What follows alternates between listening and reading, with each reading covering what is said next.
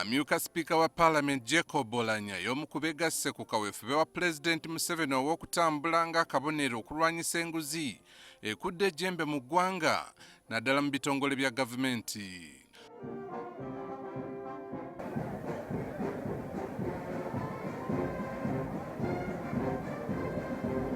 Ono ng'ayogerako eri abakulu mu gavumenti n'abantu ba bulijjo abakuŋŋaanidde ku kisaawe Kololo. Oulanya ategeezezza nti bingi ebirina okukolebwa okulwanyisa ekizibu kino. Mr. President, who is the corrupt? The corrupt is somebody's brother. The corrupt is somebody's father. The corrupt is somebody's mother.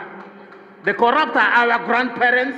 The corrupt are the society that we live in.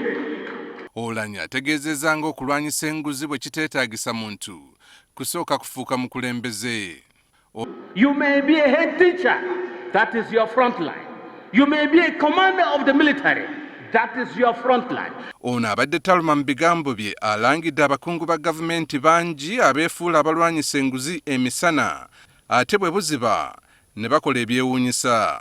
And the pretense in this country, the showbiz in this country, everybody talks about corruption without identifying who the corrupt is. Oulanya era ayongeddeko ng'abakungu ba gavumenti bwe basaanye okwekuba mu bifuba balwanyisa enguzi awatali ekyo n'okutambula okwa leero tekujja kuvaamu makulu. Unless we take this from our own front lines and extend the frontier to cover other areas, it's a waste of time. It's a public show for nothing.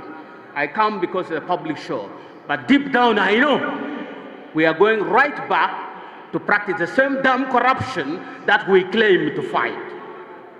Saabalamuzi wa Uganda Bat Katureba kalaatidde abalamuzi okuba abeesimbu mu mirimu gyabwe n'obuvunaanyizibwa obubaweebwa. If you are yourself corrupt, you have a big log in your eye, how do you fight the corruption in other people's eyes? And we as a judiciary, who often are at the forefront of hearing and trying cases of people accused of corruption, when you as a judicial officer has a log in your eye, it will be very difficult for you to do justice to that type of case.